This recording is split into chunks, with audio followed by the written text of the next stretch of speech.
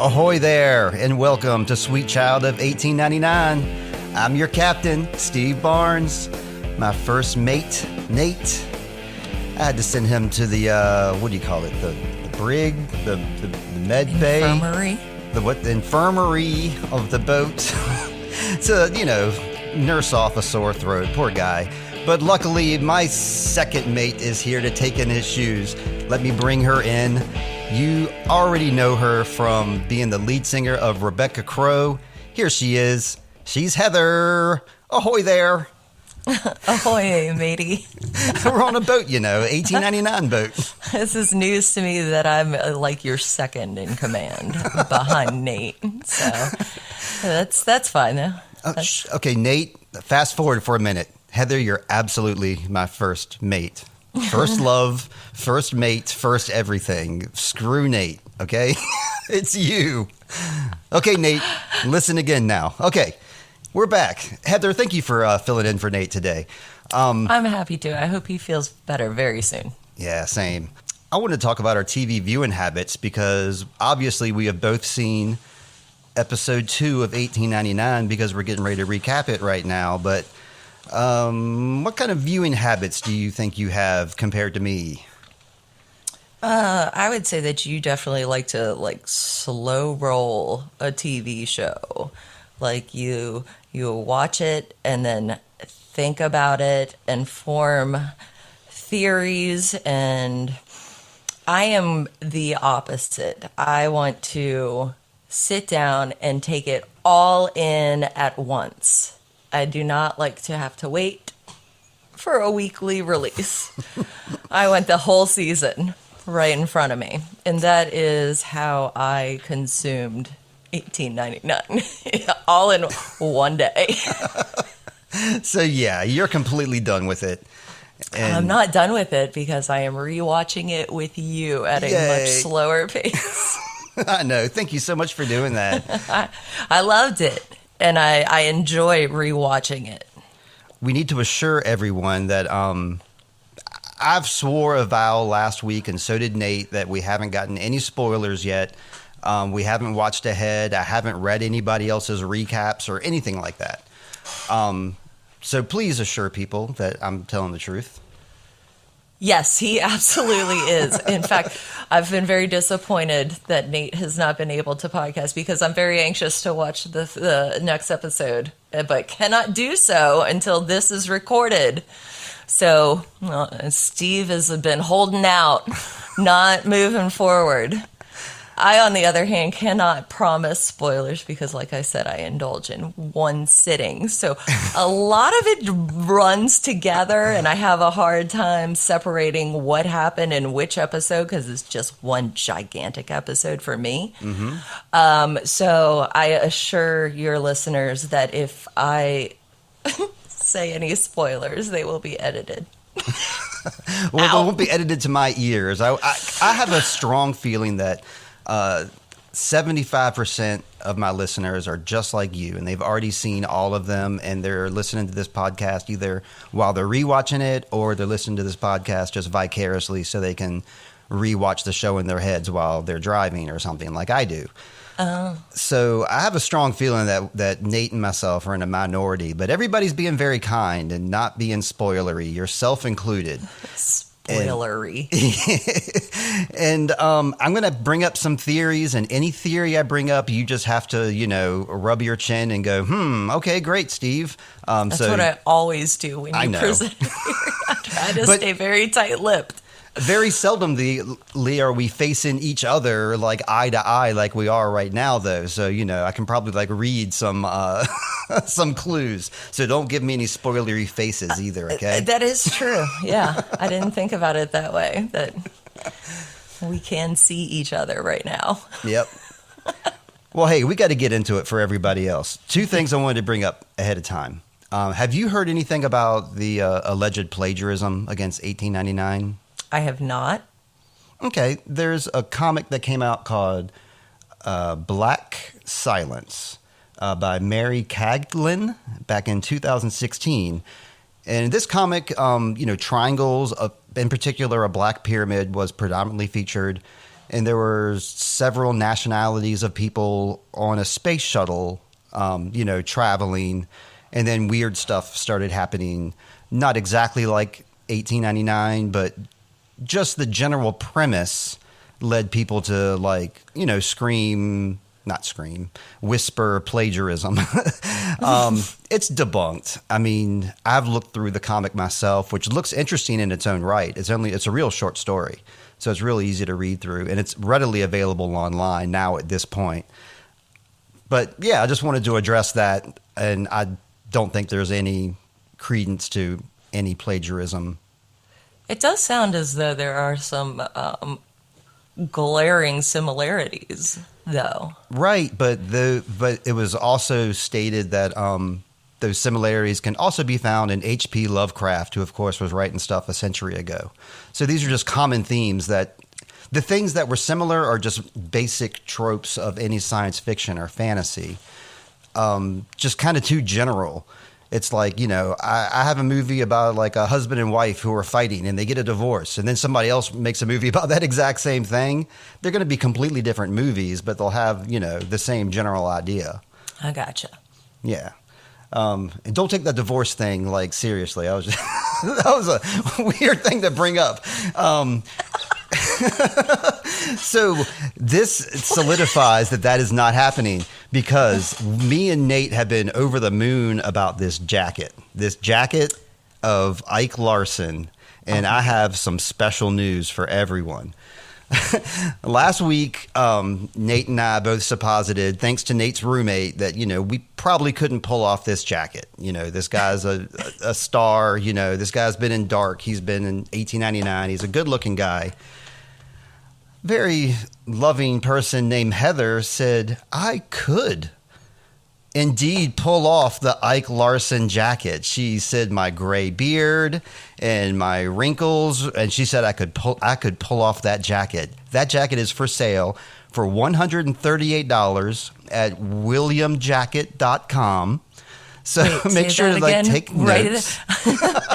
I'm trying. You said williamjacket.com. There'll be a link in the show notes. No, there won't. But yeah, I thought that made my day, Heather. I was going to brag to Nate about that, but I just have to tell you thank you. Aw, you look good in a nice, tall, stiff collar. A nice pea coat. Oh, that's better than an aqua hoodie. You don't like my normal hoodies I wear? A nice cloaky trench. That thing was bad. But yeah, I think you look like a sailor. Huge difference between episode 1 and episode 2 is, in fact, that very same jacket that we're talking about. In episode 1, that jacket was featured prominently, and our captain was stoic, and he stuck to his guns. I'm the captain now. He was telling everybody what to do. This episode, there's no jacket, and his attitude and his whole demeanor has completely shifted. Do you remember this first scene, Heather, that we start the show with when Ike wakes up from his dream? I'll recap it then, since I get silence from you. That's no problem. Which dream? The very first one that opens our show. Our show opens with Ike. He wakes up in the forest, and he's wakened from a dream, and he hears, and the subtitles say, an eerily jaunty German song. And he hears that as he's walking through the forest, and he looks a little creeped out. I didn't find this music eerie. It was just jaunty to me. Did you think it was creepy? No, I didn't think it was creepy, but because they told me in the subtitles that it was creepy, I knew then that this was a creepy scene. Fair, sure. Well, he follows the song to his home, and he looks and he sees his children in the window. The house goes up in flames. He, of course, is flipping out, and we hear Maura's voice tell him to wake up. Last episode, we saw Maura wake up from a dream, and it was the guy who I think is her dad, or maybe her psychiatrist, tells her to wake up. Maura is here telling Ike to wake up. I wanted to mention, too, this episode is called The Boy, and I wanted to bring up a significant thing. We're getting ready to walk in on The Boy in a second here. Nate's been calling him Zombie Boy, and I will adhere to that. As will I. Because Zombie Boy is, a good enough name for any at this point. And thank you. You might know his name because you've seen 3 through 8, but I have not. So right now, Zombie Boy, the boy who lived. I like calling him that. He's not Harry Potter, but, why not? He is the boy who lived. Yeah.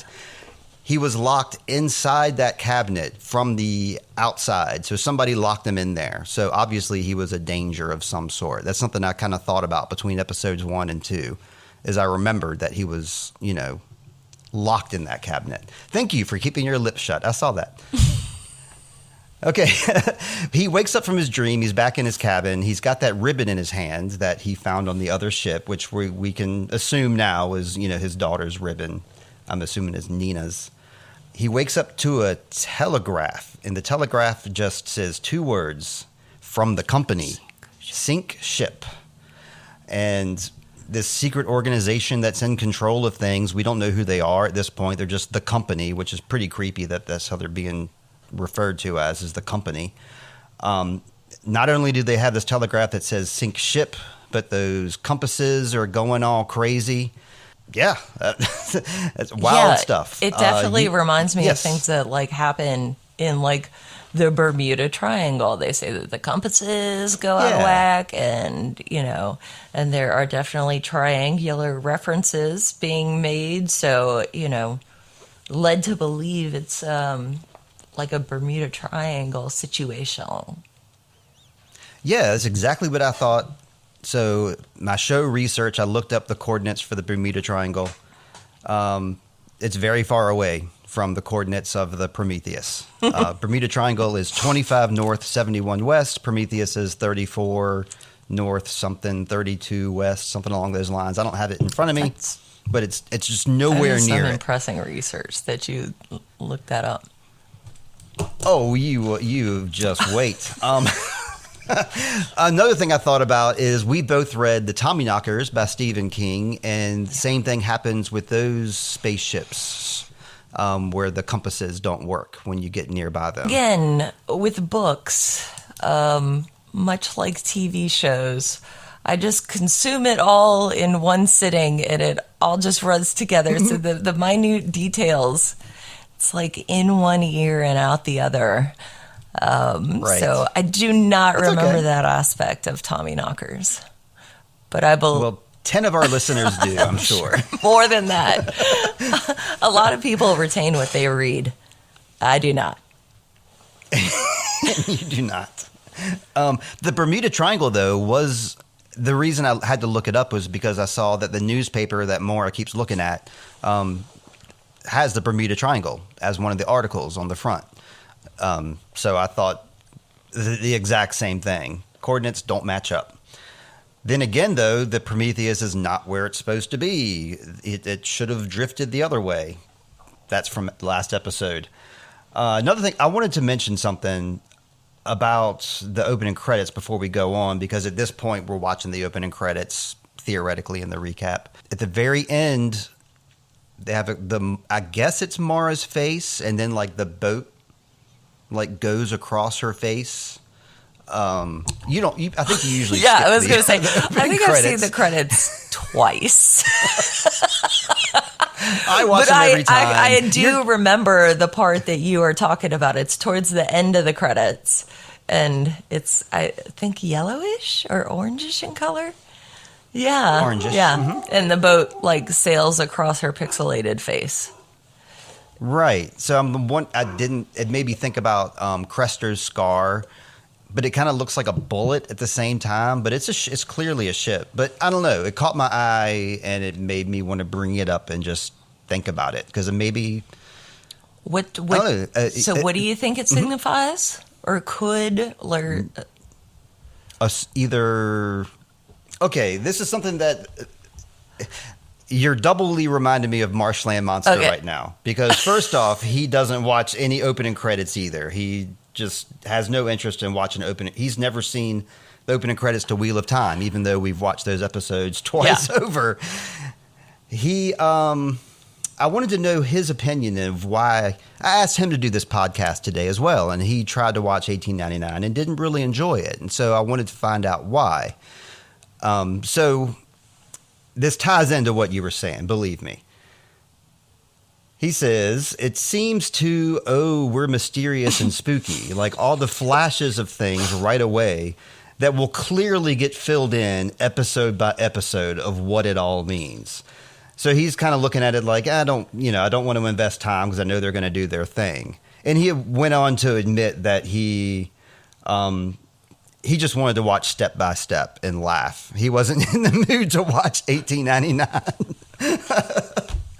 That's pretty good. But yeah, I don't know if we're going to find out. This is terrible because I'm looking at your face and I can kind of tell that it doesn't mean anything at all. So I'm just going to drop it. But maybe it'll come up in like season 2 or season 3 that Mara gets shot across the face, or Mara and Crester have some sort of connection, and that's why the scar is there. I don't know. I'm theorizing. Yeah, I love to do it. And you are very good at theorizing. Okay, sleeping boy. We got Mara watching him while he's sleeping, and she's got all those answers and going through her head. She finds a wedding ring. She finds a golden wedding ring in his pocket. Thought that was weird. As soon as she leaves the room, his like creepy eyes like snap open. Nice little creep scene for me. I was going to mention that there was one time that I was at a sleepover. This was teenage years, and a friend, Sandy, had a half-pipe skate ramp in his backyard. And like a dozen of us like slept over Sandy's house. His parents were fine with it. Teenage, debauchery, whatever. We were up all night. I woke up, and when I opened my eyes, the first thing I saw was like Sandy like 2 feet away from me, staring at me intently. And he says, "You're lucky, Steve." I said, "Okay." And he says, "You're lucky I didn't kill you in your sleep." And just being a goof, just a funny way to wake me up, but it stuck with me all my life. And that's what it reminded me of when I saw Mara sitting there staring at the boy. Like if he had opened his eyes in that second and seen her like just standing there over him. Right. It's weird to watch somebody while they're sleeping. Sandy is weird. I think he probably knew that I was about to wake up and like did that, I guess. I don't know the details behind it. I just know my perspective, and it was weird. I wanted to say, Nate was saying last week that he found the little girl, the little Danish girl, blonde. You know who I'm talking about, the little blonde-haired Danish girl who was like missing part of this. She has a little doll she walks around with. He was saying she was creepy. This boy is creepy. She's not creepy. No. Anyway, Nate said that? Yeah, he said she reminded him of like Exorcist or Children of the Corn. I didn't agree. That's I vehemently stereotyping. disagreed. Yeah. Anyway, judge a book by its cover. So I don't know where he got that cover from, because I didn't get that vibe from. No, I mean, her that girl vibe is at all. awesome. Like, she seems like, Yeah, one of exactly. the most down-to-earth people there. Yes. She's got her shit together. We'll talk about her in a minute. Okay, so Oleg gets questioned here.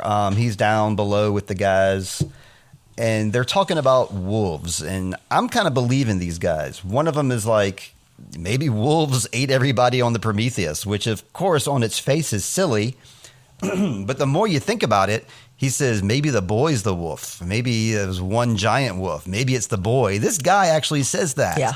And I'm thinking about how the boy was on that ship for 4 months, and he's not hungry now. Like, he's offered like a Panera special with like the baguette and the apple, and he's not hungry. He should be starving to death, like our friend Jerome. Remember how hungry he was? That should be the little boy now, but he's no thanks in some delicious food. Right. So if he was a wolf, he'd be full from eating all the people. Yeah. And he's a zombie boy. That's what Nate says. Yeah. So I'm kind of with him He at this ate point. all the brains. Let's see. Where are we at? I believe that, of course. The captain comes down. He wants to have a private word with Oleg. Asks him about how much coal we have up there. And he's like, keep it to yourself, but I want to know how much coal we got. Then the captain heads over to Mora to inquire about the boy. at this point, it's clear that he's lost his cool and his jacket. He doesn't have either at this point. He's unhinged. And like with Mara keeping you in check, and Mara's like, hey, are you okay? You've got a big problem if it's Mara that's trying to keep you in check. He lost his cool and he lost his jacket. Okay, thank you. He starts hearing that song again. He's freaking Mara out. We cut down immediately, though, to Anchor. Anchor, the Danish father of Crester and Tovi. He's down there with his Danish crew, and he's praying. He has a prayer that he's doing, praying against the darkness. And his prayer is to protect us from the evil and the falseness in the world. And at this point, when he says that part of the prayer, protect us from the evil and falseness, the camera is fully on Ramiro laying down sleeping with his priest clothes next to him. So it seems like Anchor is onto something, or at least the showrunners are trying to make sure that is clearly in our minds. And Anchor, his name himself, it's like Anchor, Anker, suspiciously like the object anchor that kind of keeps things, you put the anchor down to stop and keep you on course, and you keep one foot in reality. I think Anchor is going to be the man. That's just the man. The man being like he's going to have a more significant part in this, because he's going to kind of be a center of some sort. Like right now, he leads his people in prayer. So obviously, he has... Right, yeah. So he's already kind of an anchor to them. Yeah. He tethers them.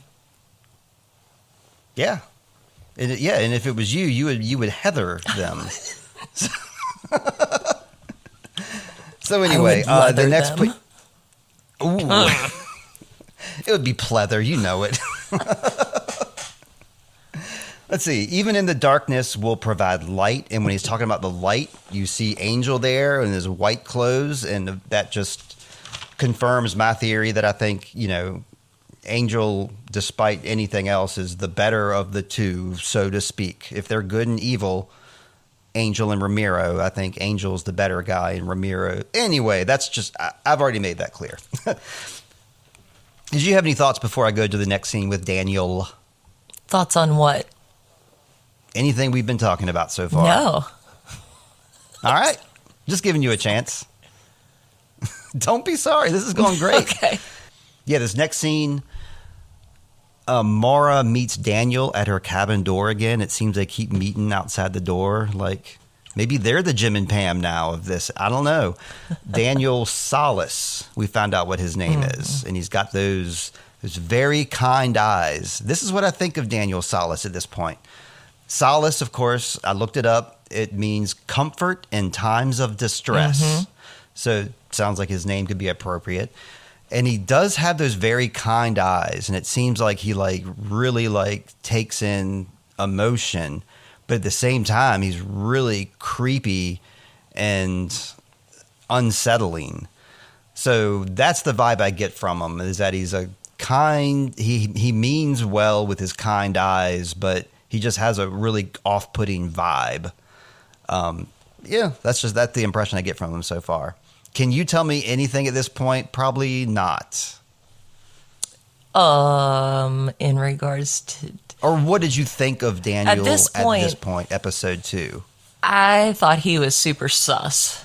He was very suspicious. Oh, yeah. I don't know if he's trustworthy. He seems like he's a little bit too eager to get to know Mara. Yeah. And he takes a great interest in her, which is worrisome. But you hope that he's a good guy. Well, I'm just going by his name, Solace. I mean, that's a positive attribute. That is, exactly. So you hope Mara's not in trouble in, communicating, interacting with this Daniel. They keep running into each other outside their doors. Oh, Daniel. I know. Well, I guess they're next door neighbors, but remember, that's bad design, though. Got to remember back in episode 1, he broke into there with his little pet beetle. Yes. So, he's Wet Man, as Nate calls him. He was a dripping wet nose last time we saw him, but now he's dry. Thank goodness. Okay, we already talked about the boy, because this is the scene where, they're at the doors talking, and she enters the room, and then Daniel and Zombie Boy catch eyes for a second there. So Daniel's well aware of him. Actually, Daniel was trying to get in the room at some point because he was like, I heard something in there. I'm going to try to get in. I think that was this scene, actually, which is very weird. So Mara, at this point, wants answers, and she's kind of calmly asking him all the normal questions that she should be asking him. And in answer, he gets up and hands her the Black Pyramid. That's his answer to all of her questions. Like, where did you come from? What happened to the ship? As if, this pyramid is all of the answers. So, I think it's pretty cut and dry. I'm not going to try to theory craft with you right now because you know more than I do about pyramids. So I'm going to take this opportunity. Go ahead, please. I was just going to say, do you think it's some kind of talisman? Okay, we haven't gotten to any of the scenes with Ike yet, but right now I'm thinking that when Ike went into that crawl space under his bed earlier, that portal thing where he climbed on the ladder and it turned into the black obsidian. We'll be getting there in about 30 minutes. But for right now, I'm just telling you my theory. I think they're inside of that pyramid because it's like the black obsidian and he climbs down there and there's no walls for him to go to. Okay. And the boy has this black pyramid. I think that's what they or he is actually inside. Either that exact same pyramid the boy is carrying around so carefully wrapped up in cloth, or that pyramid we saw in episode 1 that was just kind of off in the shore by itself, and I wasn't sure if it was an actual Earth thing or if it was a fantasy thing. It was a fantasy thing. Maybe they're there inside that pyramid. Yeah, we'll touch on that more when we get to Ike. But when we come back from break, we're going to break. We'll be back in just a moment, y'all. We're back from break. Did I interrupt you from saying something, Heather? I was just going to talk about how you mentioned that Zombie Boy and Wet Man locked eyes. And, obviously they both came from the Prometheus. So it's leads you to wonder if they, of course, have crossed paths before, if they're in cahoots, if they're enemies. My guess is enemies at this point, because I think it's Wet Man we know his name now, Daniel, that locked Zombie Boy in the cabinet. And I'm still, after watching episodes 1 and 2 again, I still think that's the most sensible order of events, that he called the ship to come to him, locked the boy in the cabinet, then swam over real quick. So then, if that's the case, then with a name like Solace, why would somebody like Solace do that to a boy? Because the boy is a wolf. He ate all the crew. He's evil, and Daniel wants to protect everybody from him. He's at the door trying to shimmy in there with poor excuses. I think the boy is bad and Daniel's good. That's the conclusion I have at this point. Yes. Just based on what I've seen, that's what I think. Anyway, I'm going to move on to the next scene. The girl we've been gushing about, the young Danish girl, for some reason she washes Crester. Would you want to be in charge of washing Josh or Jeremy? Is that weird? Yeah. I love my brothers, but I thank God we were born when we were, and that was not a necessity in our household. Why is it even a necessity? I would be fine. I'd be like, yeah, give me a bucket of water and a rag and some soap. I'm fine. I know. He does end up washing his own hair once Ada leaves him.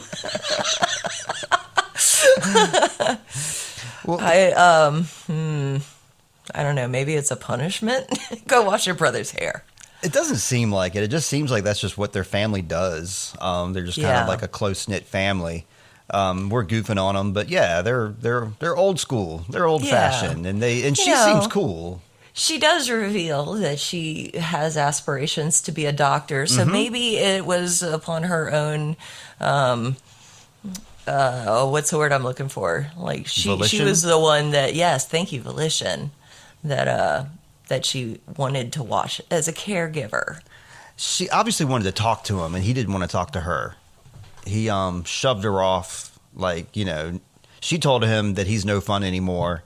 And he's like, yeah, go off and play with your doll or whatever it is you do. So I think she was just trying to, like, talk to him and just create some kind of... Nobody else was talking to her, maybe. So she wanted to talk to somebody. Yeah, well, she was all hyped because Mara had just helped her sister, you know.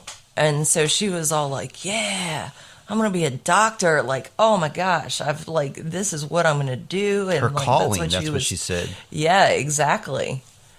And then Cresser's all like, no, you got to build the church. You got to help the family build the church. Oh, yeah, that's right. Hey, nothing wrong with that. No, well, I mean, I guess if it cuts into your dreams, calling, yeah. I mean, it is something wrong with that. Come on, Steve, think. All right. She leaves, and an angel approaches. It's our boy Angel. He comes in with a gift. He's a real close talker, too. He comes in with a gift for Crester. He gives him that cigarette case. And basically, you know, just telling him, you know, this is yours. He says thanks. But Tove comes in, and she's pretty confrontational. And she doesn't like him, obviously. And she gives us a little piece of information here. She says that Crester promised her something. She's like, don't forget what you promised me. We don't know what that is, so I can't even guess, but just wanted to point that out.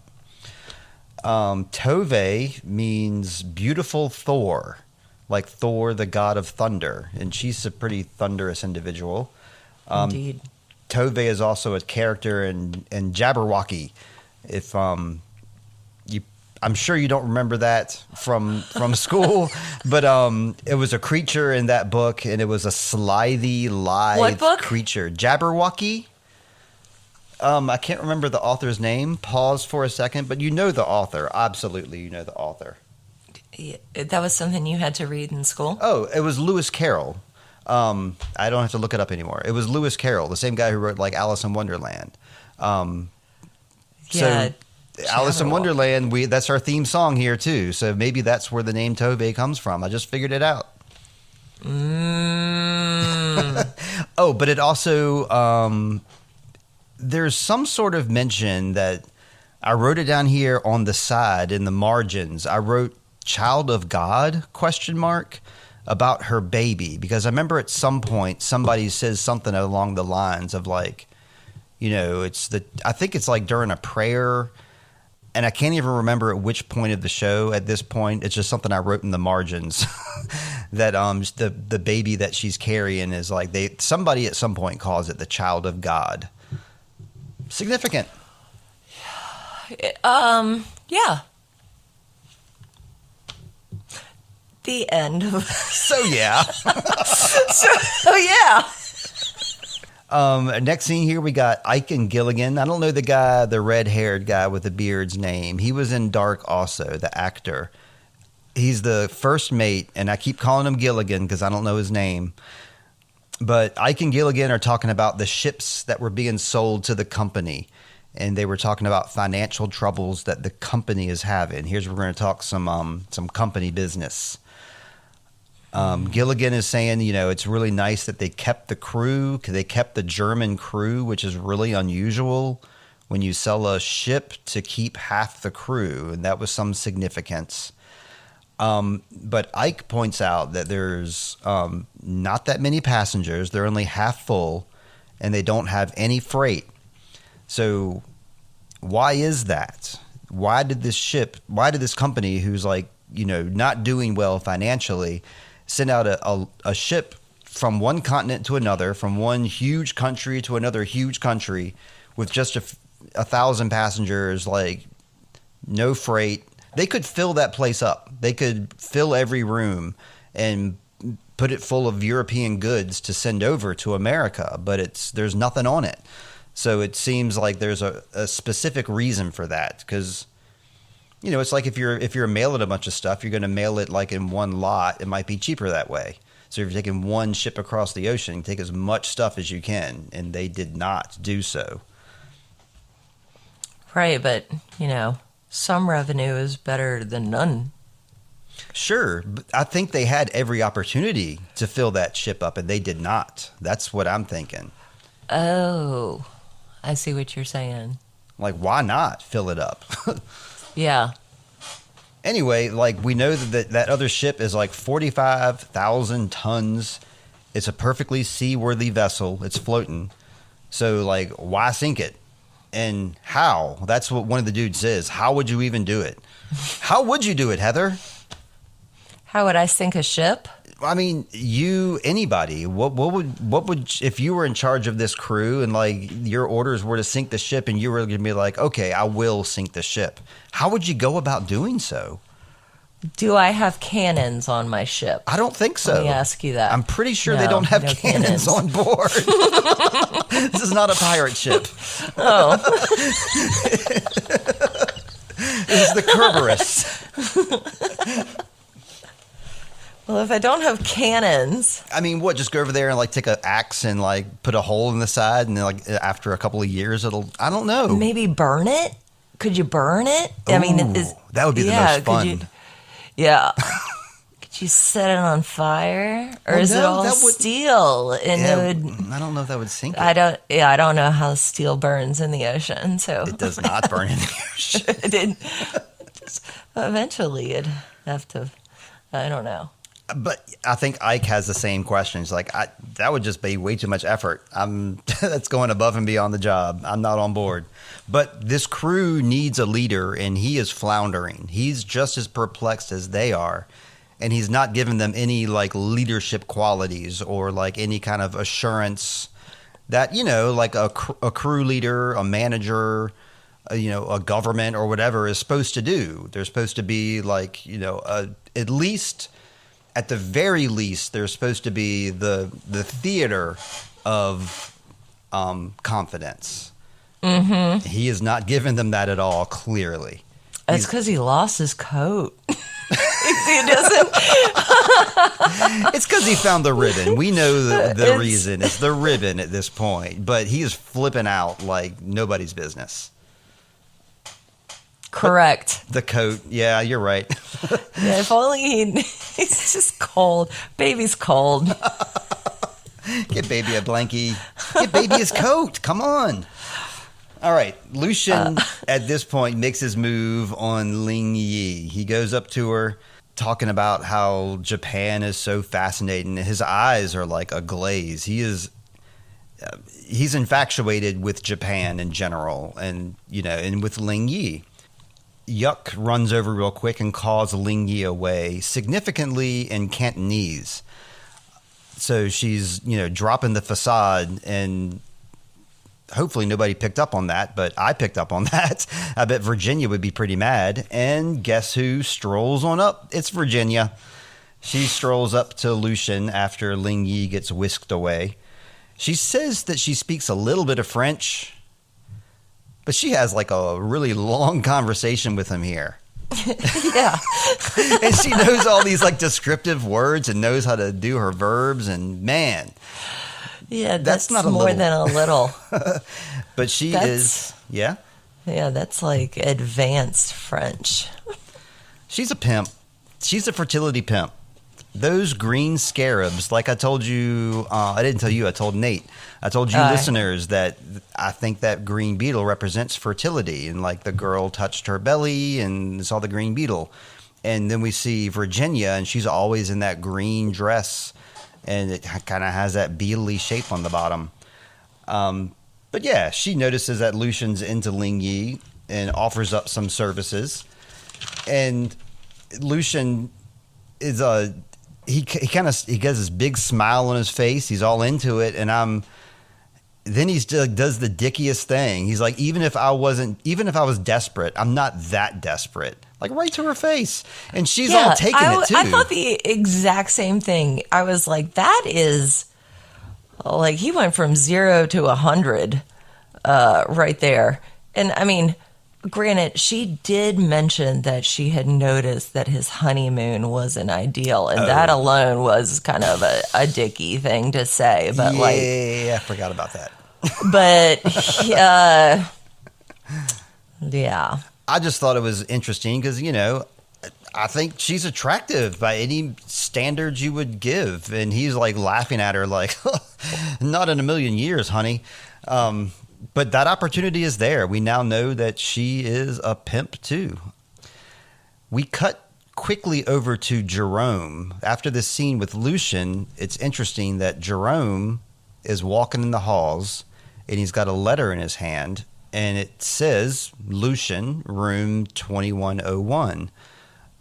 They give us no indication of where Jerome got this letter from or why he's looking for Lucian, why he's going to room 2101. I mean, obviously, he goes and he drops off that looks like some sort of medal, some sort of military medal that he drops off in the room there. But somebody gave him that note, and maybe that's the reason he's on the ship altogether. I don't know at this point.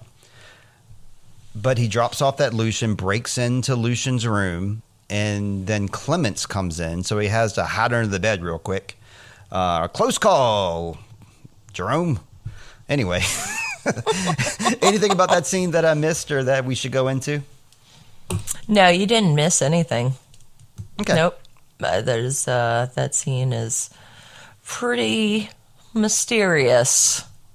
Yeah, and I'm glad he got a chance to cut out of there too, because that would have been really uncomfortable if he was stuck in there for the entire night or something. Yeah, I will tell you one thing that I took from that scene was like I really liked Clemence's red boots. Oh, okay, yeah. That she took off. Mm-hmm. Those were cool boots. I noticed as we're talking about details, here's an even more intense detail, is like when she whisked across the room after she took her boots off, it was like really like ghostly, the way like that scene, the way like her skirt was like wishing by and like. Right. Yeah. It was like dragging on the floor because she had taken off her heels. Yeah, but I mean, it was like ghostly. It was creepy. Ooh, Clements is cool. I like Clements. Spooky, isn't it? Hey, at this point, the crew is questioning the captain, like to themselves, like talking mutiny talk up there in the bridge. They're saying they should have replaced him. You don't recover from. They talk about the incident where his wife, unfortunately, like burned his house down with his kids inside, and they say that you don't recover from something like that. It haunts you forever. Hard to argue with that. They're Sauce Boss. That's the guy who says that. Franz, there you go. Franz, a.k.a.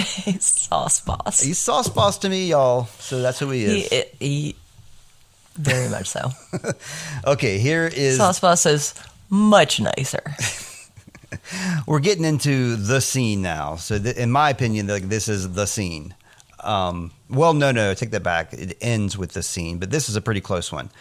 We get Eric in his cabin, and he hears the song again, and he's clearly losing it. He sees Nina walk by in the hallway, not sure if it's a ghost or not. This is right after we saw Clements, like with her ghostly dress. A creaky door opens up in the cabin somewhere and leads him to an old house. I paused it real quick and looked at that room number. It's right next door to Lucian's room, 2103. Is the room number there. I don't know if we have a geography of this boat yet, but it's interesting these things are happening next door to certain people. But he finds himself in his old house, and everything is in kind of frozen place. His wife and kids are there, and everything kind of comes to life at once. The fire lights up. His kids start doing their thing. Starts talking to Nina, and Nina is telling us and him that the dreams are back. Mother's dreams are back. Mother doesn't like it when you're away. Father, when you're gone, the shadows come. And he's gone a lot. He's a boat guy. He's a long haul trucker. Yeah, my coworker just got back from a cruise and found out that like the crew is out on the sea for like 8 months. Like they don't go home for like 8 months. Jesus. Like she was like they had like a captain's Q&A and like that she went to, and like he lives in the UK, but like he doesn't go home for 8 months, and then he's like home for 4, and then he goes back out. Dang. Wow. I wonder if that's, yeah. So obviously it affects Ike's family life. I mean, he's gone a lot too. I don't know how long he's gone, but probably longer. Well, maybe he goes to Europe and back. It sounds like it's about 7 days there, 7 days back. So let's say 2 weeks. So yeah, even if he's gone for 2 weeks, he's probably back for like 2 days and then is gone for 2 weeks again. So he's just kind of not around. But he has a strong connection with Nina, obviously. It seems like he and his eldest daughter are bros. Let's see. Oh, yeah, we get a big fire blast, and now we're in a burn-up house. But conveniently, we got a little green scarab scuttling around on the floor, and he leads Ike over to the chimney, which turns out to be a ladder that leads him back up to his cabin, and he's suddenly like under the bed. And I thought that was significant because we just saw Jerome under the bed. Now we're seeing Ike emerging from under his own bed in his cabin. You saw how he heaved the bed across and like those nice hardwood floors. And he was oh like, my God. I also noticed in that scene that like he was like 1 inch away from that back post falling into the abyss. Like, it caught my eye every time I watched it, like how close that bed almost fell into the ladder hole. Yeah. But yeah, those floors. They were immaculate. And like the whole, like all the red hardwood floor is all, that's not how most cruise ships are. They're like painted all white and bright and with Mickey Mouse everywhere. I think that's only Disney cruises. Maybe. Well, the Mickey Mouse part, yes, obviously. There's a heavy trademark on Mickey Mouse. But yeah, you can't just go putting that on any cruise. You're not going to find like a cruise ship that has like red hardwood floors and candlelit hallways and red dark carpets, and even like the decks out are like really dark, and I don't know, just gives you the vibe. Well, do you mean now or in 1899? I would think, in like when you see pictures of ships in 1899, they're white. They're like almost always painted like bright white. Naval ships, and like, you know, Google it right now if you like. No, I mean, you saw the Titanic, right? That was they white. They had like all the nice hardwood, and I thought that was white as well. No. Like the deck was white. The surface that you walk on is white. Of course, the boat itself is going to be like black down below, like the part that's in the water and stuff. But no, I don't know. Anyway, let's move on from colors. Yeah. So yeah. Yeah, that was a freaky part that we just talked about. He's back in his cabin, and I just said don't scratch the floors up because the floors are nice. Oh yeah, we get a scene next of Maura examining Zombie Boy. She's checking out his eyes with like the candle light to check his pupils, see if he actually is a zombie. Maybe I think she suspects it too. I think she's just looking for a concussion dilation. Yes, she's a smart doctor. So yeah, she's the smartest person on board, obviously. So she tells a little story while she's examining him about a time that she was out bird hunting with her dad, and her dad just left her in the middle of the woods while they were bird hunting on purpose, and then like watched her all night just to see what she would do. And he did this exact same thing to Maura's older brother too. I guess her older brother is Henry, the name on the letter. I don't know his name actually at this point, but pretty creepy story about like how her dad would do that and then just watch them just to see how they would react. And yeah, she was upset not at the fact that he did that, but at the fact that when she thought that she was by herself in the woods, that in fact her dad was watching the whole time, that fact pissed her off. That's what she tells Zombie Boy just now. Yeah. Yeah, it sounds like she might be in an abusive household. It's quite possible. With those wrist scars and... Yeah. And the fact that, being mad about being watched as opposed to actually being left alone, that might have been a blessing to have been left. Right. Yeah. She probably loved it and then enjoyed herself. And then later and on then was found like, out that nope, I wasn't left alone.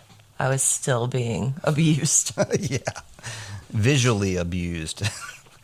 And emotionally. I mean, Well, who leaves course. their kid in the woods and then just watches? Well, her dad, obviously, Qyburn. I think Qyburn's her dad. Qyburn.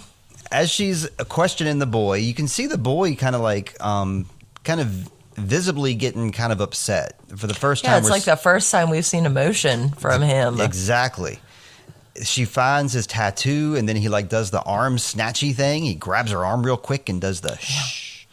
And I don't know what he's telling her to be quiet from, but at that exact moment, Ike the asshole runs in and freaks out on the boy and shaking him. The kid's freaking out. And luckily, Mara's there to talk some sense into him. Pretty intense scene. I think this is actually where Daniel sees the boy. Oh, no, I'm sorry. I got ahead of myself. Scratch that. At this point, Daniel appears after the captain leaves, and Daniel is talking to Mara here. And as Daniel approaches, we're hearing these weird beeping noises in the background. I really love the sound design, how you can hear this. It sounds like a smoke alarm going off way in the distance, this beeping sound. And it usually comes up when Daniel's around. And I remember when the crew and the priest was rowing from ship to ship to go check the Prometheus. As they were rowing, that's the first time I heard that beeping sound, was as they were rowing. So Daniel, Wetman, was probably swimming past them at that time. And that beeping sound was a visual cue to let us know that he was there. Are you talking about those warbles? No, I'm talking about a distinct beep, beep, beep. I'll play it for you when we go back in there, but it's very audible. It Nope, I'm not going to do it again. You heard it once. That's all you get. When Daniel and her are talking, this is really weird to me. He says to her, Mara, interesting name. It's an Irish name. But you don't look Irish. Yeah, she does. She's the epitome. Yeah. She's the epitome of Irish, right? Indeed. So what is he talking about? I have no idea. But she goes along with it. She's like, yeah, I know. I'm not. Whatever. Yeah. So what are you then? Not Irish? I don't know. Yeah, it's like he was prying for other information, Yeah. and she straight shut that shit down. She was like, no, I'm not. Then shut the door. I mean, that who was can it. blame her? I obviously don't blame her. I know, but what would lead him to think that she wasn't? Exactly. Yeah. He knows more about her, or there's something about nationalities that we don't know, perhaps. But she looks pretty Irish. I think that was there's no wasted words in this show. I don't think they just throw away lines. I think everything kind of means something. So that's why that stuck out at me. That is an interesting take. So next take, we get we see a shot of Clements and Jerome, and we see them from outside the boat, and they're in two distinct separate squares, in their own little quadrants. They're talking to each other, though, talking about judging by looks. Hey, you were talking about that earlier, judging I'm going to people by stop their you real looks. quick and ask you something. Sure. Do you remember what Lucian said as he approached Ling Yi in the same spot? I'm talking about how beautiful Japan is and how he wants to go visit Japan. What was his? What's the first thing he said to Ling Yi? He said, "Spooky, isn't it?" About the ship across the way. Because they were all looking at the ship. And then when Jerome approached Clements, first thing he said to her was, "Spooky, isn't it?" Oh, awesome. I didn't notice that. Check. Yep. All right, they're having the same conversation. Jerome even goes deeper. He's all like, she's talking about how, like, hey, working on this ship's got to be like a prison. He wistfully looks up and is all like, even that bird up there is in its own prison of its own, Hey, baby, we're all in our own prisons here. We all just kind of make do, baby. It's a pretty smooth move. I mean, they're talking for the first time, and they're going pretty deep. Yeah. She moves over to his square. Like, she makes the move to, like, come into his quadrant. That's something that I definitely noticed. Like, she made the move to come to him. But yeah, and then he walks away for whatever reason. They break the conversation weirdly. First she asks him, oh, yeah, go ahead. "Don't I know you from somewhere?" Right. Or that's what started the conversation, that he looked familiar. And then they were talking about... Didn't Mara ask Daniel? Yes. "You look familiar to me as well." Yes. Huh. It's like everybody's already kind of familiar with everybody else. And maybe that's why, what's his name, Lucian, was so comfortable just going up to Ling Yi and starting a conversation with her, too. And he kept looking at her, too. So maybe, like, in his brain, he's like... I've seen this woman before, maybe not as a geisha, but I think I've seen her before, because she's got that costume on. So it kind of makes it hard to see her features, but maybe he's thinking that. But the thing that they were talking about judging each other, and, Jerome makes it clear that I judged you when I first saw you. I already made my mind up about you. So they're going to talk again later. They're going to be talking later, I think. Maybe not, though, because holy shit, the crew is after Jerome. They noticed that a crew, like, uniform was missing. They make a point about that, and they try to grab him, but he's a fighter. He takes on these five guys. Yes. And there was a good choreographed fight, too. I believed every swing. And yes, fight's good, and they say, "Do you know what we do with stowaways?" They don't answer the question. Do you know what they do with stowaways, Heather? Punch him in the face? Yes.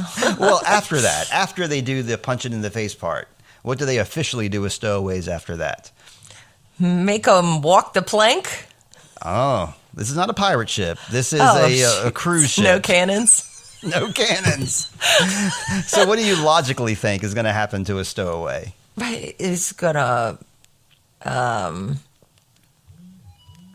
go to the prison, the brig. Brig. Like a closet. The brig. That's what it's called. They throw them in the brig, and then when they get back to where they came from, not to where they're going, but when they get back to where they came from, then he'll go face a judge. Probably at this point in time would have to pay, it was like 1,000, whatever their currency was, either pay 1,000 currency or 5 years in prison. So that's the penalty for, at that time of 1899, for stowaways. I had to look that up too because I was curious. Oh my gosh. What do they do with stowaways? They arrest them. Excellent research, Stephen. Woo. Okay, we get a shot of Ramiro waking up real quick. I don't know why they did that. And then we cut immediately to Crester, and he's looking at the cigarette case with all the Danish below. And Tovey takes it because she comes up to ask him, inquire about their younger sister. Like, they haven't seen her for a couple hours. She notices that cigarette case, and she's like, "Rich people can't be trusted. Crester, you of all people should know that." Again, she's dropping a clue for us that we don't know what it means, but apparently Crester has a history where he promised her something, and that he should know that rich people can't be trusted because they want something in return. A little bit of foreshadowing. Mm-hmm. Oh, yeah. But so she snatches up, but she doesn't snatch it up. He reluctantly gives her the cigarette case. So we cut back. We're going to see her in a second because we cut to Ramiro and Angel. Angel's also looking over the board, looking over C. And Ramiro does this real weird, like timid approach to him. When he sees the ship, though, he doesn't say spooky, isn't it? He says it wasn't a dream. So he was hoping the whole thing was just a dream where he went over to the other side. And he's like, that boy was terrifying. I'm scared they're going to call the police on us, Angel. Angel, they're going to call the cops. Angel's like, don't worry about it. Nobody's paying attention to you. Yeah, that's very accurate in a situation like this. Like, if you are doing something suspicious, like, it's good to have like a massive diversion. like a lost ship. Yeah, exactly. So, like, nobody's worried about you, Ramiro. Calm down. Yeah, he can't calm down. Well, he kind of gets really judgy here. This is where Tove comes up. Tove. And she is pissed, and she tells Angel that she's going to cut his member off and stay away, and she is just like straight up. She is a Thor. Remember I told you, beautiful Thor. That's what Tove is. She's beautiful Thor. Yeah. Ramiro is like giving Angel these real judgy eyes. He's like looking at him like all smugly and crappy, and Angel's not taking it. He's like, don't look at me like that. Like Angel says, I'm not pretending to be something I'm not. So shots fired. Angel lives out loud, baby. So I don't know. Ramiro leaves the situation kind of pissed. We know why. He's jealous of Angel. Come on now. Got to take another break, Heather. Oh, yeah. Go ahead, please. Why is he jealous of Angel? Oh, he's not jealous of Angel. He's jealous of whatever situation Angel has just got himself into with the cigarette case and the pissed off woman coming saying, keep your hands off my brother. So, Ramiro's like, I would think that we know now, since we've all seen this episode, that they're about to get it on later. Oh, okay. So I think that Ramiro is probably, I don't think that's the first time that's happened. And gotcha. Ramiro's like, here you go, hook up with some other dude. What's up? So, yeah, I'm going to go take a break. Me too. All right, we'll be right back.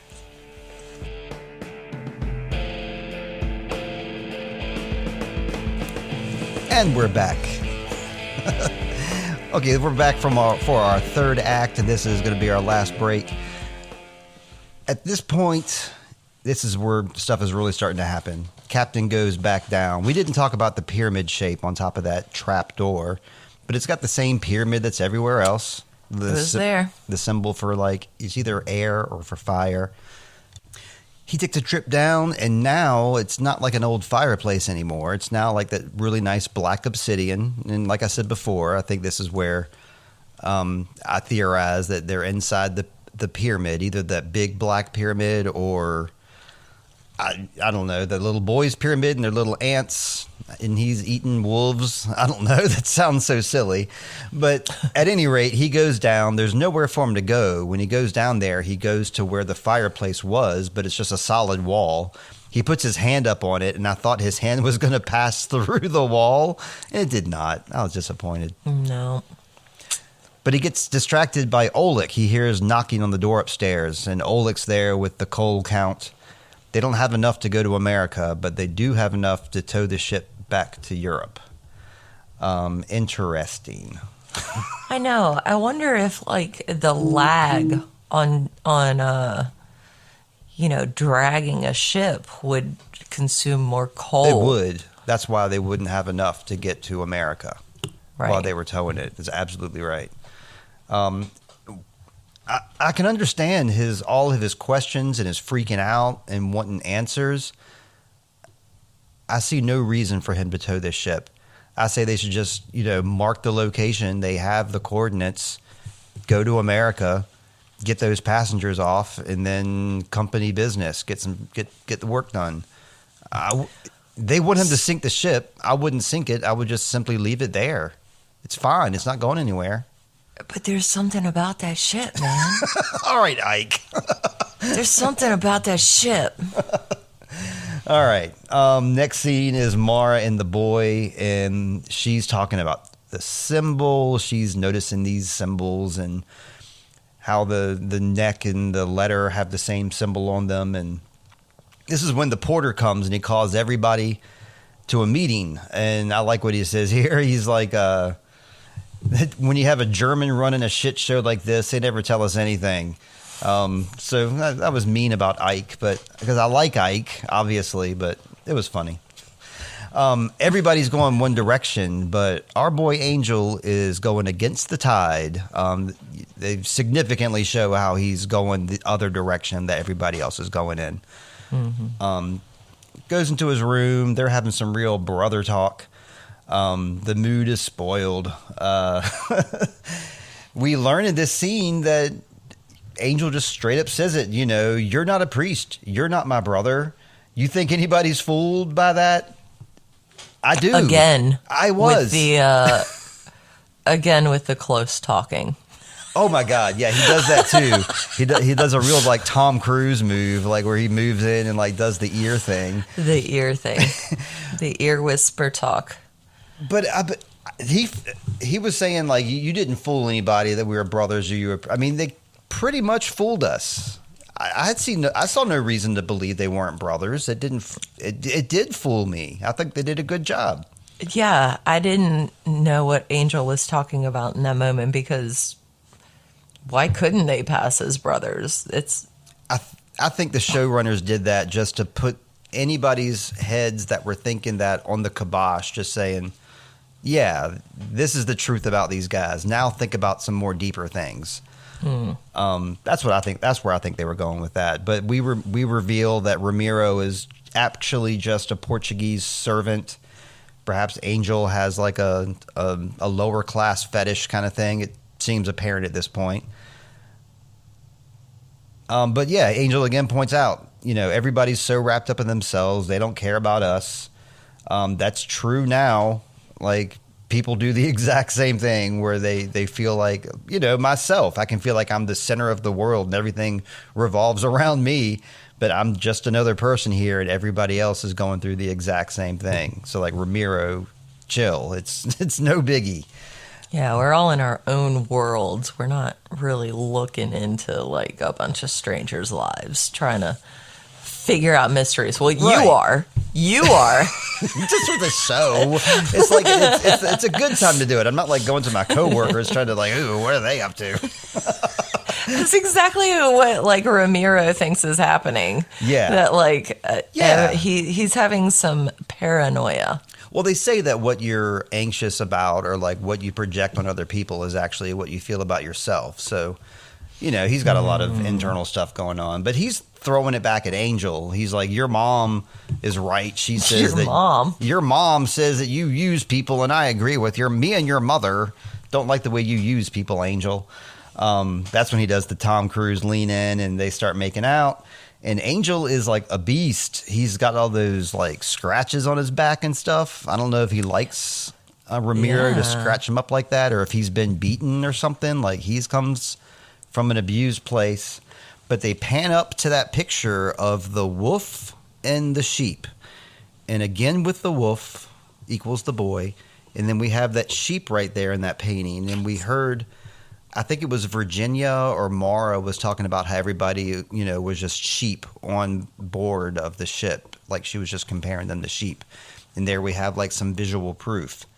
Pans right up there. But like, that's only after I started thinking about it. My first impression was like when they started doing that and then they panned up to that picture and I saw that beast. It looked like a beast, actually. I was like, yeah, Angel's that. That's Angel, man. He's going to town. He's a beast. The beast. But I think I don't know. We're moving on from them right now because, yes? I was just going to say yes. The visuals are there. They certainly are. That's not what I meant to say. Yeah, it's very like literal. The visuals are very literal in the. They are, and like James was saying, his point was that, you know, they're showing us these things, but they're just going to tell us what it is next episode. And some of these things they are, but I think they bring up way more questions than they're answering. They're just answering these surface level episode 1 and 2 questions right now. I know we're going to get to some crazier stuff. Like right now, Daniel. We were talking about Daniel Salas. He has that little pet scarab. And I decided to call him Scrappy. That's little Scrappy. He has Scrappy in his pocket. And he lets Scrappy down.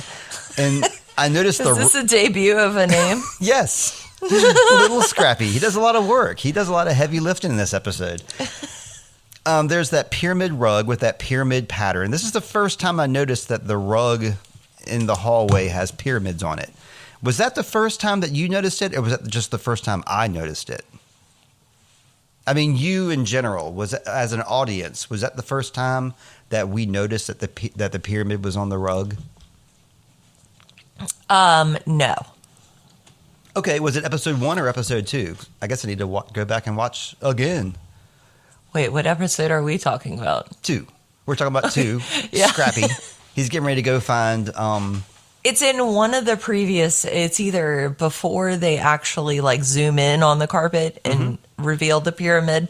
It does appear previously, but they do not draw your focus to it. Yeah, they really draw your focus to it here. This time they really draw your focus to it, but it is having gone back and rewatched it, you do see it. Yep. Okay, I want to go back and rewatch it again and see. I'm just looking for rug patterns. Don't pay attention to me for this next 50 minutes. I'm just looking for rug patterns. Yeah, just keep looking down. Scrappy goes off and he finds our little girl, the girl everybody's been looking for.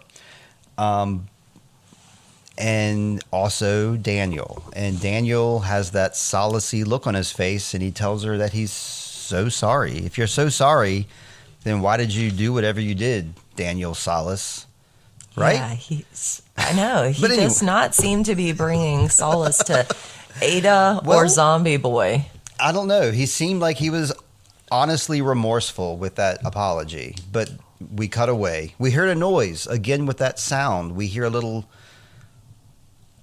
not a ghostly sound, but we hear not a beeping sound, but we hear like a metal kind of I don't know, some kind of metallic I'm a really audible person. That's yeah, you are. I think I think we need to turn the volume up louder on our stereo when we watch TV, I guess.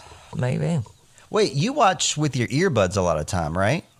I do, and I will say to listeners, that is watching this show on your phone with earbuds is the way to go. Yeah, because when I first watched this show, I probably watched the first 2 episodes on our TV, in the living room.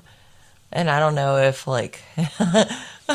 I need better contacts or what, but I had a really hard time reading. But when you have your phone up in front of your face, you're not missing the scene and you're catching all the words and you have the audio through your earbuds. So that was my preferred. Watching this on your phone is actually preferable to TV in your living room. Granted, our TV is very, very small. It is not a big screen, and it is very far away from where I like to lay down in the living room. So it's a long distance to look at the TV versus the phone that I have propped on a pillow while I lay down. But you miss those little beepy sounds, and you miss the little metallic sound here, and there's all kinds of noise. I don't know that I've missed them or that they just didn't register because, like you said, you are a much more auditory person than I am. They're probably, they're there. I just didn't think of them or, register them. Well, next announcement, everybody registered this. The captain gives his announcement. He's not wearing a jacket, first off, so how dare he address everyone with no jacket? He makes the announcement, and nobody's happy, that they're turning the ship around to Europe, towing the Prometheus. This causes an uproar, and I like Virginia. She says, there's 1,612 people on board, passengers and crew. There's 1,611 against this. I was thinking to myself. But that's cool. Yeah, go ahead. I was going to say it's 1,616 in all against this because it's the whole. Okay, Ike. It's everybody on board, all 1,611 of them, plus me, that's 12, plus Heather, plus Nate, plus Nate's roommates. So that's 1,000. Jerome. No, he's part of the crew. Oh, yes, Jerome, 1,617. So there's even more than you thought. But the captain is doing his I'm the captain now thing. Okay, wait, I have another thing to say. That is quite audacious of her to assume that every single person was against it. All the people that we have seen that have been highlighted in the show, yes. But surely, of all of those people, there had to have been some that were just like, oh, well. She read the room. Back. She read the room first off, and the room was definitely pissed. She read the people that were standing exactly right in front of the captain. Who are we talking about here? We're talking about Virginia. She is the one who picks up all the gossip, and she has everybody pegged. So she knows the mood of the boat. So I believe Virginia. Like I said, that is a good point. I'm a Virginia fan. So far, I am. I'm a Virginia boy. I keep saying it. Shout out to Virginia. Did you see in this that Daniel was doing that creepy up to Mara during this scene when everybody's all pissed off? Daniel is eyeballing Mara and saddles up next to her, and Mara runs off to talk to the captain, of course. But I was like, yeah, I did creep, notice dude. how after he made his announcement and hastily departed from the room, no questions, please, goodbye. Yeah. And then Mara was the only one that followed him. Yeah. She was like, I run this ship too, so I'm just going to go out and talk.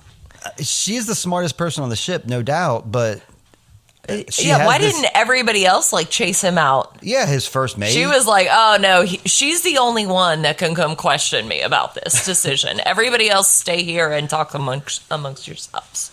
Well, this is a TV show, and this is completely appropriate because it turns out, and they talk to each other about this, they have the same letter, the same font, same handwriting. Who sent these letters? And, oh, that's right, she says, who is Henry? And Ike points out they both, well, maybe I'm pointing out, they both lost someone. They're stuck while the people that they have lost can move on, is what he says, but they're stuck while they can move on. I don't know. There's a lot of, it's either one of three things, insanity, dreams, or death. I think that's going to be the thing that is overshadowing everything here. Either, one of those three.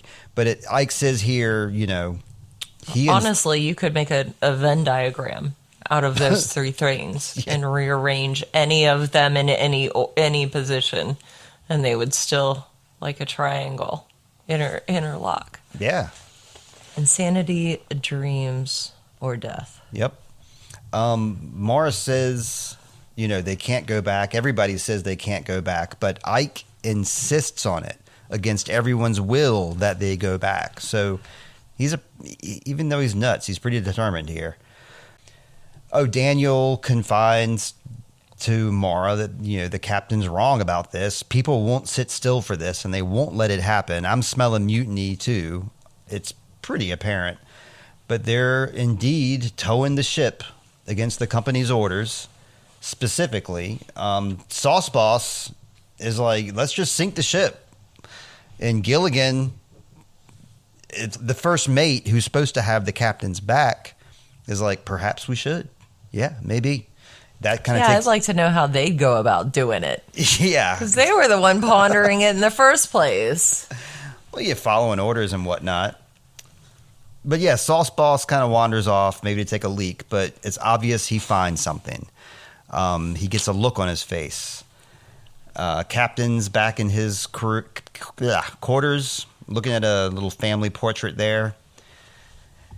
And the show was kind enough to feature Our song, our podcast made its way into 1899. They start playing Sweet Child of Time. I'm like, heck yes, man. They go into some Deep Purple here. It's fabulous. I cannot tell you, like, when I watched this episode without you the very first time, I was like, oh, hell yes. I cannot wait for Steve to watch episode 2. Like, I was so excited to sit down and watch episode 2 with you for this moment. And you were looking at me during this too, like I did. Like expectantly, like I was. This is it. I was so excited for you. This is the fruition of it all. It was destiny. Like, this boat is weird. Why did that happen? Why did they say the name of my podcast in their show? Where do I fit in here? It means something. Well, let's go through the order of things. What happens here? And they start playing this awesome song. First, the telegraph starts spitting out some pyramids, some triangles. Interesting. Mara is playing with her necklace. Another pyramid right there. Eyeballing the boy. Daniel is looking at a picture of Mara. Daniel Salas has got like a nice little photograph of Mara in his pocket there that he's looking at. A little cameo. Then we see, unfortunately, our favorite young Nate will probably be happy. He'll be beside himself, like, woohoo, that little creepy girl is dead. But I'm like, no, that little girl, please. I like her. And I even asked you, I was like, you can go ahead and give me this spoiler. She doesn't look dead to me. Her eyes are like looking straight ahead. She doesn't look dead, but she's probably dead, right? And you were like, yes, she's dead. So she is deceased. Yeah, you asked me. I told you that it was probably just because she's like young and doesn't have a lot of acting experience, so she didn't know how to actually act dead. So she actually focused on a point. You thought her eyes looked focused. Right. But no, they should not have been focused eyes. She was deceased. Yep. Oh, yes. Child in Time. I think that the reason that they're playing the song is actually called Child in Time by Deep Purple. You know, my theme song is Sweet Child of Mine by Guns N' Roses, completely different band, but it's just fun that Deep Purple says that. The song's called Child in Time. And the song, I had to talk to my buddy Sam Colleran about this because we're very familiar with this song. We've been knowing it and loving it since we were teenagers.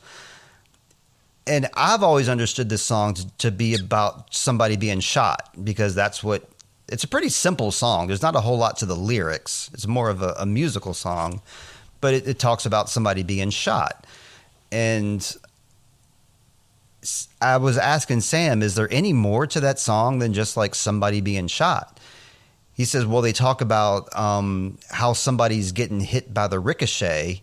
So, you know, perhaps it's about like unintended consequences. He's never seen 1899, but I feel that the child in time is this little girl, that unintended consequences. Like maybe she was not supposed to be on board and she was hit by the ricochet, as they say in the song, as an unintended consequence of whatever is happening on board. I'm not sure. But Daniel's involved, that's for sure. And you want to hear my theory at this point? I love all of your theories so much because that's like really, really deep to like think that this Deep Purple song talking about ricochets is somehow ties in to I mean. It's interesting that Sam said, without being prompted, that he thinks the theme of the song is unintended consequences. Unintended consequences. And the fact that you would link those two together is like, you just like your theories, like we said before. Like, well, you haven't heard it yet. Here it is. She wants to be a doctor. She has this calling. We know that she's really a clear-headed person. We know there's something off because when she touched Mara, that's what set Mara off onto an anxiety attack, a panic attack. It was that touch. I think touch is going to be very significant here. That boy grabbed Mara's arm significantly. And I think she is unintended. She's not supposed to be there. Daniel is like, I'm so sorry. I have to get rid of you. You're not supposed to be here because you are Mara when Mara was 8 years old. You are Mara. You're not supposed to be here, though. You're like a different Mara from a different time zone. But in another time zone, you, little girl, will grow up and become a doctor, and you're not Irish, and you're Danish, and I don't know her name. I don't think her name is ever said. Maybe her name is Ada? Mara. Huh? Ada. Oh, dang it. Okay. Well, still. It's a fun ADA. theory that's actually like a little girl Mara, and that's what happens. That's kind of what I'm thinking in my head. But all that aside, I'm completely putting aside the fact that we see these TV screens. We're looking at the captain, looking at the little girl, everybody's in shell shock, and then everybody is on TV screens on a wall in this like 1970s looking room. Looks like it could be like a cabin because of those hardwood floors again, but everything has a distinctive like 1970 feel to it. So does Deep Purple, obviously. There's like it definitely TVs. gave me like Lost vibes. Yeah, there you go. Yeah. I've been thinking that Like- this whole time, but I haven't heard anybody compare it to Lost. So Yeah. good job. Yeah, we have not said that out loud to each other, so that was organic. Yeah, that is very true. Yeah. We have not, but yeah, then when you see it, it's like the Swan Project all over again. Yeah, there you go. Yeah. And I couldn't help but notice and write down the arrangement of those screens. We got the captain in the middle, and then up top we've got Lucian and the first mate, the guy who I'm calling Gilligan. Why is Lucian and Gilligan? Maybe it's just the arrangement of these screens, but they got Lucian and Gilligan together. Over on the right-hand side, we have the zombie boy and Virginia. On the bottom, we've got we think these two are going to hook up. Jerome and Clements are at the bottom.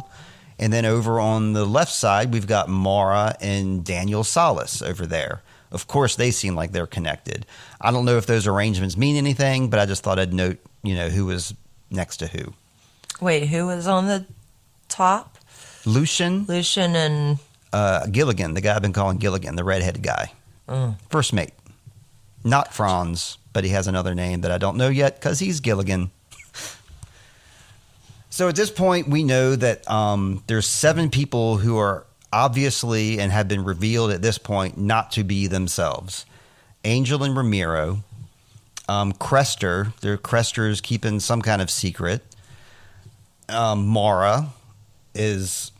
because she keeps saying in the mirror, she's reminded herself that in that first episode what her name is.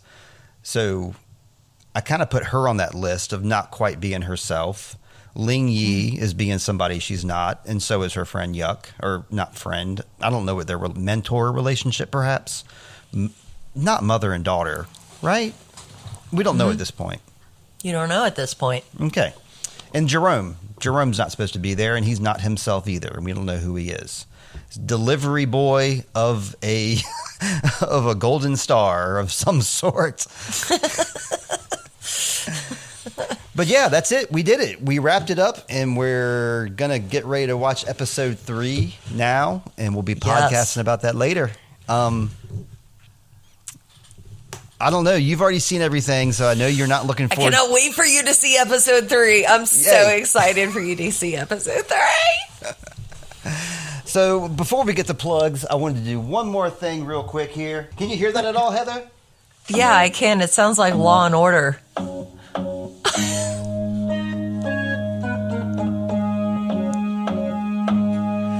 Sweet child of 1899.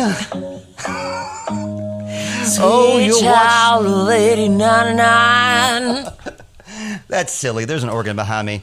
Heather, thank you very much for doing this with me. Did you have any final thoughts? Nope. Nope.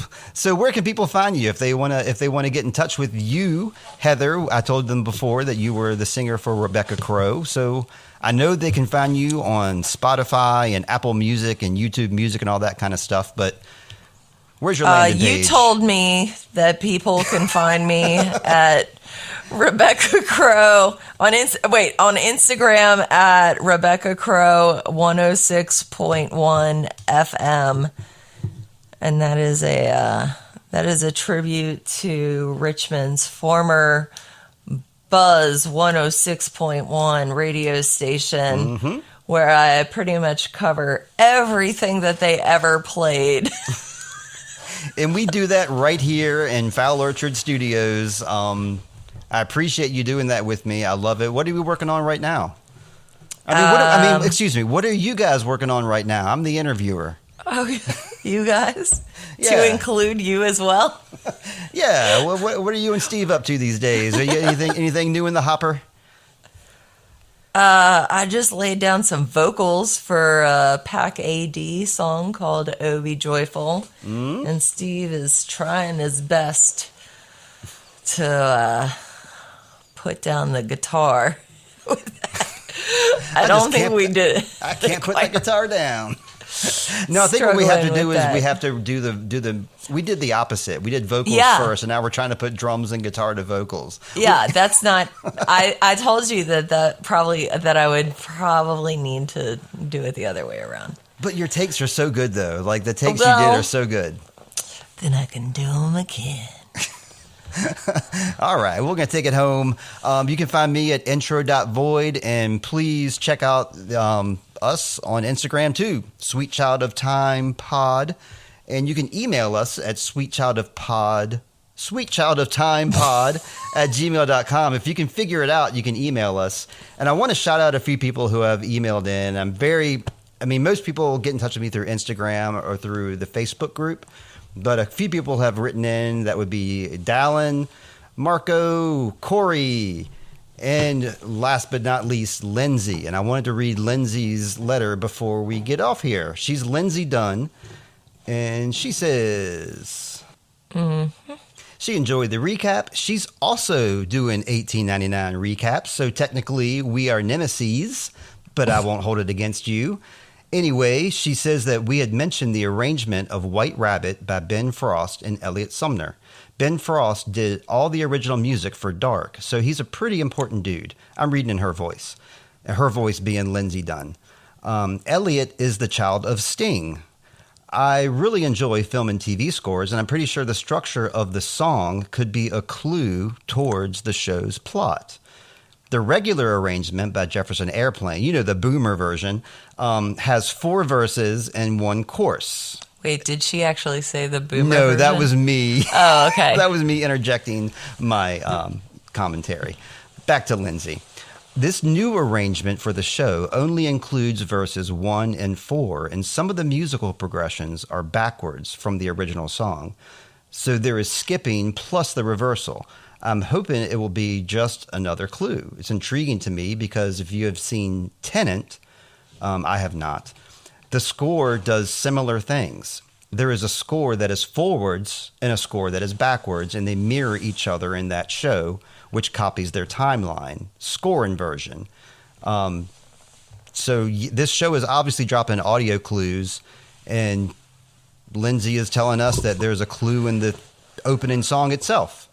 So, dang, I appreciate you writing in, and I have to shout her out too because she has her own YouTube, and she's doing 1899 recaps, which we should all check out. I'm going to put her link in the show notes. She has a site called One of My Stories, and I've read a couple of her recaps that she's written. And she has a recap of episode 1 and 2, and I read through the recap of episode 1 that she wrote. Fantastic stuff. I didn't read through episode 2 for obvious reasons. But she's putting her stuff on YouTube. We can get a link there. It's called One of My Stories, and she's also a contributor to Elements of Madness. She's a film critic. So thanks for writing in. I really appreciate it. Got a new friend here and a new link for you guys to check out. So yeah, don't just check out my recap. Check out other 1899 recaps. There's lots of them out there. I think that's all we got for Sweet Child of Time and Sweet Child of 1899. So, Heather, thank you very much for joining me today, and I hope you always find water and shade. I hope you also always find water and shade. Oh, thank you so Steve. much. That's sweet. Thank you. Well, anyway. If you find water and shade, I'll be there with you to have it too. We will share our water and shade together, and you, listener, find it as well. Bye, y'all. Goodbye.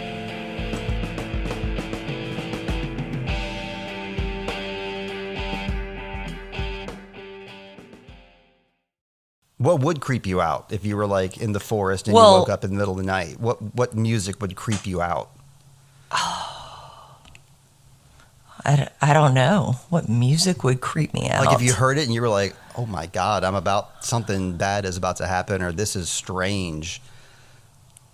Yeah. Maybe like circus music. I was thinking like Circus or Calliope music would be the Yeah. creepiest. Oh, Calliope. Just especially if it was like kind of off key, and it would like it sounded like it was like on like one of those little boxes that you wind up and it's all A cranky. squeeze box? No, a squeeze box is more like an accordion, right? Isn't that slang for an accordion? That would be scary to hear in Absolutely. the dark woods.